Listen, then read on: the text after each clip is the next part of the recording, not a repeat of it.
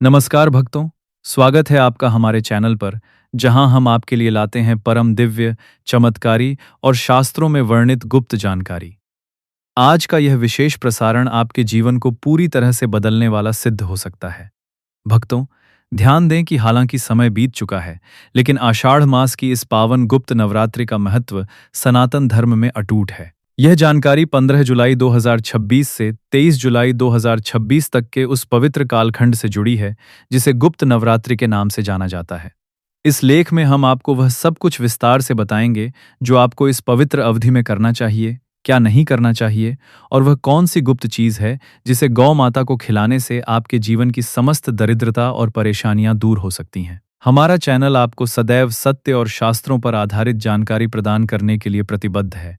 इसलिए इस पूरे लेख को अंत तक ध्यान से पढ़ें, क्योंकि अधूरा ज्ञान कभी भी पूर्ण फल नहीं देता। यहाँ दी गई हर बात पूज्य गुरुजी की दिव्य कथाओं और प्राचीन हिंदू ग्रंथों के आधार पर संकलित की गई है। भक्तों, आषाढ़ मास की गुप्त नवरात्रि को हिंदू धर्म में सबसे अधिक रहस्यमयी और शक्तिशाली माना जाता है। गुप्त शब्द का अर्थ ही है गोपनीयता। इस नवरात्रि में की जाने वाली साधना, पूजा और उपायों को समाज के सामने प्रदर्शित नहीं किया जाता, बल्कि इसे अपने मन और हृदय में छिपाकर रखा जाता है। वर्ष 2026 में यह नवरात्रि 15 जुलाई बुधवार से शुरू होकर 23 जुलाई गुरुवार तक चली थी। इस बार का समय इतना विशेष था क्योंकि पूरे 144 वर्षों के बाद एक ऐसा दुर्लभ खगोलीय और आध्यात्मिक महासंयोग बना था, जिसमें सूर्य, बुध और शुक्र जैसे ग्रह अत्यंत शुभ स्थिति में थे। कहा जाता है कि ऐसे संयोग में किया गया छोटा सा पुण्य कार्य भी हजारों गुना फल देता है। इस पवित्र समय में मां दुर्गा के 9 रूपों और 10 महाविद्याओं की गुप्त साधना की जाती है। मान्यता है कि इन 9 दिनों में साधक के अनजाने में किए गए पाप कर्मों का क्षय होता है, बिगड़े हुए कार्य बनने लगते हैं और जीवन में अपार धन, स्वास्थ्य और मानसिक शांति की प्राप्ति होती है। यदि आप इन दिनों में कठिन व्रत या भारी पूजा पाठ नहीं कर पा रहे हैं, तो भी एक सरल लेकिन अत्यंत प्रभावशाली उपाय है जो आपके जीवन की दिशा बदल सकता है। भक्तों, पूज्य गुरुजी ने स्पष्ट किया है कि इस गुप्त नवरात्रि के दौरान यदि आप भारी साधना नहीं कर सकते, तो कम से कम एक काम जरूर करें: गौ माता की सेवा। गाय को हिंदू धर्म में कामधेनु और सभी देवी देवताओं का निवास स्थान माना गया है। शास्त्रों के अनुसार गौ माता के शरीर में 33 कोटि देवताओं का वास होता है। जब आप गौ माता को प्रेम और श्रद्धा से कुछ खिलाते हैं, तो आप वास्तव में ब्रह्मांड के सभी देवताओं को तृप्त कर रहे होते हैं। तो वह गुप्त चीज क्या है जिसे बिना किसी को बताए चुपचाप गौ माता को खिलाना है? वह है लक्ष्मी प्रदायक महापिंड। यह कोई साधारण भोजन नहीं, बल्कि एक विशेष रूप से तैयार किया गया पवित्र मिश्रण है। इसे तैयार करने की विधि अत्यंत सरल है, लेकिन इसके पीछे गहरा तांत्रिक और ज्योतिषीय महत्व छिपा है। महापिंड तैयार करने की विधि। 1. सामग्री: एक शुद्ध कांसे या स्टील की थाली लें। इसमें थोड़ा सा शुद्ध गेहूं का आटा लें। इसके साथ बराबर मात्रा में शुद्ध गाय का घी और पुराना गुड़ मिलाएं। 2.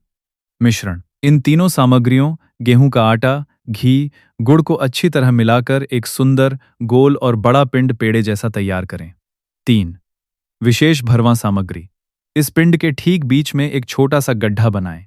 इस गड्ढे में मुट्ठी भर भीगी हुई चने की दाल और थोड़ी सी हल्दी पाउडर डालें। 4. अंतिम सजावट: इसके ऊपर माता लक्ष्मी को अत्यंत प्रिय 5 मखाने और एक मिश्री का टुकड़ा रख दें। यह तैयार हुआ महापिंड अब एक दिव्य चुंबकीय शक्ति बन चुका है। आइए समझते हैं कि इसकी प्रत्येक सामग्री का महत्व क्या है। गेहूं का आटा: यह सूर्य देव से जुड़ा है और आपके जीवन से मान सम्मान की कमी को दूर करता है।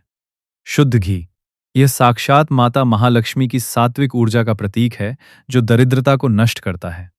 पुराना गुड़: यह मंगल ग्रह को बलवान बनाता है, जिससे जीवन में पराक्रम बढ़ता है और भूमि भवन से जुड़े विवाद सुलझते हैं। भीगी चने की दाल और हल्दी: इनका सीधा संबंध देवताओं के गुरु बृहस्पति से है। बृहस्पति की कृपा से ज्ञान, बुद्धि, संतान सुख और अखंड धन की प्राप्ति होती है। मखाने और मिश्री: मखाने कमल के पौधे से प्राप्त होते हैं, जो माता लक्ष्मी का प्रतीक है। मिश्री मिठास और सौभाग्य लाती है। उपाय करने की सही विधि। 1. इस महापिंड को तैयार करने के बाद इसे अपने दोनों हाथों में लेकर अपने घर के पूजा स्थान में बैठ जाएं। 2. अपनी आंखें बंद करें और शांत मन से कम 11 या 21 बार निम्नलिखित मंत्रों का मानसिक जाप करें। ओम नमो भगवते वासुदेवाय। श्रीं ह्रीं क्लीं महालक्ष्म्यै नमः। 3. जाप करते समय अपने मन में चल रही सबसे बड़ी समस्या, चाहे वह कर्ज हो, व्यापार में मंदी हो या संतान की चिंता हो, को भगवान के चरणों में समर्पित कर दें। प्रार्थना करें, हे प्रभु, हे माता जगदम्बा, मैं आपकी शरण में हूं, मेरे कष्टों का निवारण करें। 4। इसके बाद इस महापिंड को लेकर चुपचाप, बिना किसी से बात किए, अपने घर के पास स्थित किसी गौशाला में या किसी स्वस्थ गाय के पास जाएं। 5। गाय के पास पहुंचकर पहले उनके चरणों को स्पर्श करके प्रणाम करें। 6। फिर पूरी श्रद्धा और प्रेम के साथ इस गुप्त महापिंड को गौ माता के मुख में अर्पित कर दें। जब गौ माता इस पिंड को ग्रहण करेंगी तो उनकी संतुष्टि से उत्पन्न होने वाली दिव्य तरंगें आपके जन्मों जन्मांतर के पापों को भस्म कर देंगी और आपके घर में धन संपदा की बाढ़ ला देंगी। उपाय करते समय ध्यान रखने योग्य सावधानियां अत्यंत महत्वपूर्ण। भक्तों, पूज्य गुरुजी ने चेतावनी दी है कि यदि आप इन सावधानियों का पालन नहीं करेंगे तो यह उपाय निष्फल हो सकता है। 1। मौन का पालन। जब आप गौ माता को यह गुप्त चीज खिलाने जा रहे हों तो रास्ते में यदि कोई व्यक्ति आपको टोकता है, आपका नाम पुकारता है या पूछता है कि आप कहाँ जा रहे हैं, तो आपको पूरी तरह मौन रहना है। किसी भी प्रश्न का उत्तर न दें और न ही पीछे मुड़कर देखें। शास्त्रों के अनुसार टोकने से उपाय की ऊर्जा छिन्न भिन्न हो जाती है, इसलिए इस उपाय को सुबह बहुत जल्दी या संध्या के शांत समय में करें, जब रास्ते में लोगों का आना जाना कम हो। 2। गाय का चयन। गौ माता पूरी तरह स्वस्थ होनी चाहिए, वह बीमार, घायल या कष्ट में न हो। विशेष रूप से यदि वह बछड़े वाली गाय सद्वत्सा गौ है तो उसका महत्व 1000 गुना बढ़ जाता है। कभी भी भूखी, प्यासी या कूड़े कचरे में मुंह मारने वाली गाय को अचानक कुछ न खिलाएं। पहले उस स्थान को स्वच्छ करें, गाय को प्रणाम करें और फिर आदरपूर्वक भोजन दें। 3। स्वच्छता और पात्र। कभी भी भोजन को प्लास्टिक की थैली में रखकर या गंदे पात्र में गाय के सामने न फेंकें। ये सेवा नहीं, बल्कि गौ माता को कष्ट देना है और एक महापाप है। हमेशा साफ हाथों से या किसी स्वच्छ पात्र या केले के पत्ते पर रखकर आदरपूर्वक अर्पित करें। प्लास्टिक का उपयोग गायों के लिए हानिकारक है और इससे राहु केतु का प्रकोप बढ़ सकता है। गुप्त नवरात्रि में वर्जित 5 कार्य इनसे बचें, अन्यथा लक्ष्मी जी रुष्ट हो सकती हैं। भक्तों, जितना महत्वपूर्ण उपाय करना है, उतना ही महत्वपूर्ण है उन कार्यों से बचना जो इस पवित्र काल में निषिद्ध हैं। यदि आप इन 5 गलतियों को करते हैं तो माता लक्ष्मी आपके घर का त्याग कर सकती हैं और दरिद्रता घर में प्रवेश कर सकती है। 1। कलह और झगड़ा। इन 9 दिनों में घर के भीतर या आसपास किसी भी रूप में कलह, क्लेश, गाली गलौज या ऊंचे स्वर में विवाद करना वर्जित है। जहां नारियों का सम्मान होता है और शांति होती है, वहीं देवता निवास करते हैं। अशांति वाले घर में अलक्ष्मी का वास होता है। माँ दुर्गा स्वयं इस समय पृथ्वी पर विचरण करती हैं और हर घर का निरीक्षण करती हैं। इसलिए क्रोध पर नियंत्रण रखें और मौन का पालन करें। 2। क्षरकर्म, बाल और नाखून काटना। साधना काल और पवित्र त्योहारों के दिनों में नाखून काटना, बाल कटवाना या दाढ़ी बनवाना वर्जित है। ऐसा करने से शरीर की सकारात्मक ऊर्जा नष्ट होती है और तामसिक तत्व बढ़ते हैं, जो साधना में बाधा डालते हैं। ये कार्य नवरात्रि शुरू होने से पहले ही कर लें। 3। संध्या काल में सफाई। सूर्यास्त के समय या उसके बाद घर में झाड़ू लगाना या पोछा मारना वर्जित है। संध्या काल माता महालक्ष्मी के घर में प्रवेश करने का समय होता है। इस समय घर में कपूर का धुआं और घी का दीपक जलना चाहिए। संध्या के बाद झाड़ू लगाने से भाग्य लक्ष्मी को घर से बाहर धकेला जाता है। सफाई का काम सुबह ही निपटा लें। 4। निर्धन और पशु पक्षियों का अपमान। इन 9 दिनों में किसी भी असहाय, निर्धन भिक्षुक या पशु पक्षी का अपमान करना या उन्हें भूखा प्यासा भगा देना महापाप है। भगवान और माता रानी किसी भी रूप में आपकी परीक्षा लेने आ सकते हैं। यदि कोई भूखा कुत्ता, कौवा या याचक आए तो उसे अन्न जल दें। उन्हें दुत्कारने या मारने से लगा हुआ श्राप आपके वंश को निर्धन बना सकता है। 5। नशा, जुआ और मानसिक तामसिकता। नशे का सेवन, जुआ खेलना, परनिंदा करना या मन में ईर्ष्या द्वेष रखना वर्जित है। यह मानसिक तामसिकता शारीरिक तामसिकता से भी ज्यादा खतरनाक है। यदि बाहर से पूजा कर रहे हैं लेकिन भीतर से दूसरों का अहित सोच रहे हैं तो पूजा स्वीकार नहीं होगी। आहार और रसोई के नियम। भक्तों, अन्न को ब्रह्मा कहा गया है। जैसा अन्न वैसा मन, और जैसा मन वैसा भाग्य। गुप्त नवरात्रि के इन 9 दिनों में घर की रसोई पूरी तरह सात्विक होनी चाहिए। वर्जित आहार, लहसुन, प्याज, मांसाहार, मदिरा और अत्यधिक तीखा या बासी भोजन भूलकर भी न बनाएं। चावल का सेवन भी इन दिनों वर्जित माना जाता है व्रत के नियमों के अनुसार। पैकेट बंद जूस या प्रिजर्वेटिव युक्त खाद्य पदार्थों से बचें। शुद्ध आहार, साबूदाने की खीर, कुट्टू या सिंघाड़े के आटे की पूरियां, मखाने की खीर, पके हुए मीठे फल और मेवे खाएं। पीली वस्तुएं, घर में पीली चीजें बनाना अत्यंत शुभ है, जैसे बेसन के लड्डू या केसरिया हलवा। पीला रंग भगवान विष्णु और माता लक्ष्मी को प्रिय है। फल और भोग, माता लक्ष्मी को अंगूर, केला, पपीता और नारियल अर्पित करें। अंगूर और मखाने का दान या सेवन धन लाता है। गन्ना या गन्ने का रस, शुद्ध गुड़ और चने की दाल का भोग भी अर्पित करें। वर्जित फल, भगवान विष्णु और माता लक्ष्मी को नाशपाती भूलकर भी न चढ़ाएं। शास्त्रों के अनुसार इसके नाम में नाश छिपा है, जिससे धन का नाश होता है। बैंगन, इन दिनों घर में बैंगन की सब्जी भूलकर भी न बनाएं और न ही खाएं, इससे बड़ा दोष लगता है। नमक और बर्फ, फलों के ताजे रस में सादा सफेद नमक या ज्यादा बर्फ न डालें, प्राकृतिक रस ही पिएं। विशेष दान जो धन लाते हैं, गुप्त नवरात्रि में किए गए दान का फल करोड़ों गुना होता है। 1.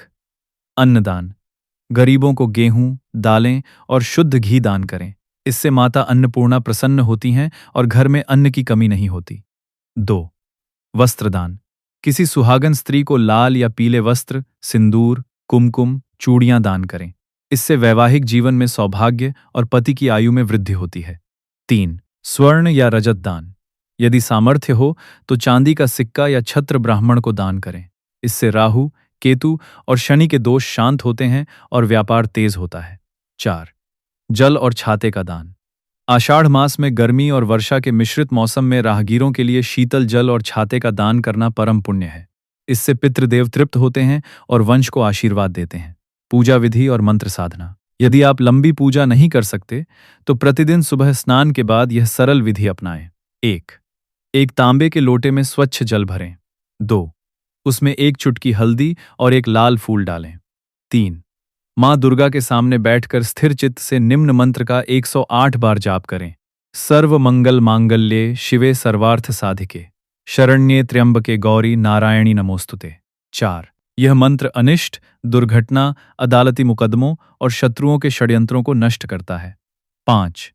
जप के बाद उस पवित्र जल को पूरे घर में छिड़कें, इससे नकारात्मक ऊर्जा, भूत प्रेत का साया और तंत्र मंत्र की क्रिया समाप्त हो जाती है। गणेश जी और अन्य देवताओं की कृपा, भुवराम गणेश, इन दिनों भगवान गणेश को दूर्वा घास अर्पित करें, ऐसा करने वाले व्यक्ति को कभी कंगाली का सामना नहीं करना पड़ता। माता लक्ष्मी, मखाने की खीर अर्पित करें, इससे कुंडली के खराब ग्रह अनुकूल हो जाते हैं। सीताफल शरीफा, इसे घर में लाना और खाना शुभ माना गया है, क्योंकि माता सीता ने वनवास में इसका सेवन किया था। इससे घर के क्लेश दूर होते हैं। कर्ज और उधार से बचें, इन पवित्र दिनों में किसी से नया कर्ज या उधार लेने से पूरी तरह बचें। यदि इस काल में कर्ज लिया जाता है तो पूरे साल आर्थिक तंगी बनी रह सकती है। पूजन हमेशा कर्ज मुक्त मानसिक स्थिति में करें।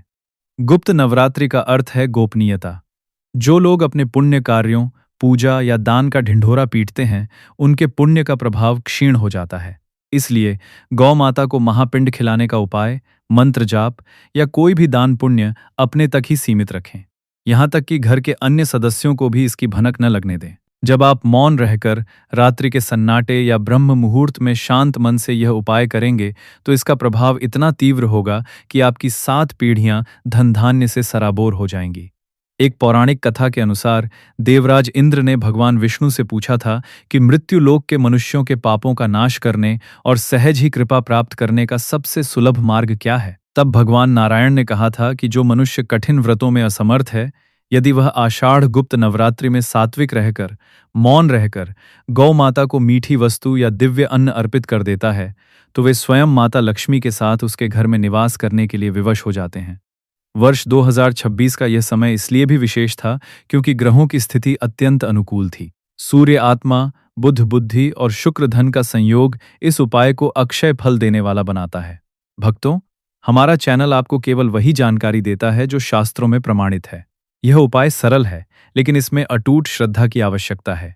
यदि आप इस बार गुरुजी की बताई इस बात को मान लेंगे तो आपका पूरा बेड़ा पार हो जाएगा। याद रखें, 15 जुलाई से 23 जुलाई के बीच कभी भी यह उपाय किया जा सकता था और भविष्य में भी इसी तिथि के आसपास गुप्त नवरात्रि आती है तो उस समय करें। 2. गौ माता को गेहूं, घी, गुड़, चना, हल्दी, मखाने और मिश्री से बना महापिंड खिलाएं। 3. मौन रहें, किसी को न बताएं। 4. तामसिक भोजन, लहसुन, प्याज, मांस से दूर रहें। 5. नाखून न काटें, संध्या के बाद झाड़ू न लगाएं। 6. किसी को भूखा न लौटाएं। यदि आप इन नियमों का पालन करते हैं तो यकीन मानिए, आपके जीवन में चल रही समस्त परेशानियां और दरिद्रता से हमेशा के लिए छुटकारा मिल जाएगा।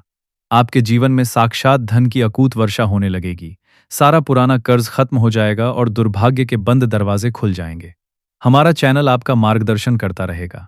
इस जानकारी को अपने परिवार और मित्रों के साथ साझा करें, लेकिन याद रखें, उपाय की गोपनीयता बनाए रखें। जय माता दी। ओम नमो भगवते वासुदेवाय। माता लक्ष्मी और भगवान श्री हरि विष्णु की कृपा आप पर और आपके पूरे परिवार पर सदैव बनी रहे। भक्तों, उपरोक्त मुख्य बिंदुओं के अलावा आइए हम इस गुप्त नवरात्रि के आध्यात्मिक पहलुओं को और गहराई से समझें। कई बार हम केवल बाह्य कर्मकांड करते हैं, लेकिन आंतरिक शुद्धि पर ध्यान नहीं देते। गुप्त नवरात्रि का मुख्य उद्देश्य आंतरिक शक्ति को जागृत करना है। 1. मानसिक शुद्धि और संकल्प। गुप्त नवरात्रि के पहले दिन यानी प्रतिपदा को एक पवित्र संकल्प लेना चाहिए। यह संकल्प केवल धन प्राप्ति का न हो, बल्कि आचरण में सुधार का हो। स्वयं से वादा करें कि इन 9 दिनों में आप किसी के प्रति क्रोध नहीं करेंगे, किसी की बुराई नहीं सोचेंगे और अपने वाणी पर संयम रखेंगे। जब मन शांत होता है तो ही देवी शक्ति का प्रवाह संभव होता है। 2. दीपक ज्योति का महत्व। इन 9 दिनों में घर के मुख्य द्वार और पूजा स्थल पर शुद्ध घी का दीपक जलाना अत्यंत आवश्यक है। घी का दीपक नकारात्मक ऊर्जा को दूर करता है और सकारात्मक कंपन पैदा करता है। यदि संभव हो तो शाम को आरती के समय कपूर का भी प्रयोग करें। कपूर की ज्वाला तुरंत वातावरण को शुद्ध करती है। 3. रंगों का प्रभाव। इन दिनों पीले और लाल रंग के वस्त्र धारण करना शुभ माना जाता है। पीला रंग ज्ञान और धन विष्णु तत्व का प्रतीक है, जबकि लाल रंग शक्ति और ऊर्जा दुर्गा तत्व का प्रतीक है। यदि आप पूजा के समय इन रंगों के वस्त्र पहनते हैं तो आप ब्रह्मांड की इन दोनों ऊर्जाओं के साथ तालमेल बिठाते हैं। 4. जागरण और भजन। रात्रि में जागरण करना या माता की महिमा के भजन सुनना अत्यंत कल्याणकारी है। यदि आप पूरी रात नहीं जाग सकते तो कम से कम आधी रात तक जागकर माता के भजन सुने या दुर्गा सप्तशती के कुछ पाठ सुने। संगीत और भजन की ध्वनि तरंगें घर के वातावरण को दिव्य बनाती हैं। 5. कन्या पूजन और दान। नवमी तिथि के समापन पर कन्या पूजन करना श्रेष्ठ है। यदि यह संभव न हो तो किसी जरूरतमंद बच्ची को भोजन और वस्त्र दान करें। कन्या को माता दुर्गा का ही रूप माना जाता है। उनकी सेवा से माता रानी अत्यंत प्रसन्न होती हैं। 6. ग्रह दोष निवारण। अक्सर लोग राहु, केतु या शनि के दोषों से परेशान होते हैं। गुप्त नवरात्रि में गौ माता की सेवा और काले तिल या उड़द की दाल का दान करने से ये दोष शांत होते हैं। विशेष रूप से यदि आप शनिवार के दिन गौ माता को काले तिल मिला हुआ भोजन दें तो शनिदेव प्रसन्न होते हैं। 7. व्यापारियों के लिए विशेष सलाह। जो लोग व्यापार या व्यवसाय से जुड़े हैं वे अपने व्यापार स्थल पर माता लक्ष्मी की प्रतिमा के सामने इस महापिंड का एक छोटा हिस्सा रखकर पूजा करें और फिर उसे किसी गाय को खिला दें। इससे व्यापार में आई मंदी दूर होती है और ग्राहकों का प्रवाह बढ़ता है। व्यापार के कागजात और खातों को भी इन दिनों साफ सुथरा रखें। 8. स्वास्थ्य और आयुर्वेदिक दृष्टिकोण। आषाढ़ मास वर्षा ऋतु की शुरुआत है, जब पाचन शक्ति कमजोर होती है। शास्त्रों द्वारा बताए गए सात्विक आहार जैसे मखाना, कुट्टू, घी न केवल आध्यात्मिक रूप से लाभकारी हैं, बल्कि शारीरिक स्वास्थ्य के लिए भी उत्तम हैं। घी और गुड़ का सेवन शरीर को ऊर्जा प्रदान करता है और रोग प्रतिरोधक क्षमता बढ़ाता है। हल्दी एक प्राकृतिक एंटीबायोटिक है, इसलिए यह उपाय स्वास्थ्य के लिहाज से भी वैज्ञानिक रूप से सही है। 9. पितृदोष शांति। यदि परिवार में पितृदोष हो तो इन दिनों पिंडदान या ब्राह्मण भोजन करवाना अत्यंत फलदायी होता है। गौ माता को अन्न अर्पित करने से पितृदेव भी तृप्त होते हैं, क्योंकि गाय को पितरों का भी प्रतिनिधि माना जाता है। 10. सफलता की कुंजी विश्वास और धैर्य। अंत में सबसे महत्वपूर्ण बात है विश्वास। यदि आप संशय के साथ यह उपाय करेंगे तो फल नहीं मिलेगा। पूर्ण विश्वास के साथ करें कि माता रानी आपकी सुन रही हैं। धैर्य रखें। कभी कभी फल तुरंत नहीं दिखता, लेकिन यह बीज बोने जैसा है। सही समय पर यह वृक्ष बनकर फल देगा। भक्तों, हमारा चैनल हमेशा आपके कल्याण के लिए ऐसे ही प्रामाणिक और शास्त्रोक्त उपाय लेकर आता रहा है। हमारा उद्देश्य केवल जानकारी देना नहीं, बल्कि आपको एक सही दिशा दिखाना है। इस गुप्त नवरात्रि के पावन अवसर का लाभ उठाएं और अपने जीवन को सुख, समृद्धि और शांति से भर दें। याद रखें, धर्म केवल पूजा पाठ नहीं, बल्कि सदाचार, सेवा और प्रेम है। गौ माता की सेवा के माध्यम से आप इन सभी गुणों का अभ्यास कर रहे हैं। जय माता दी, जय गौ माता।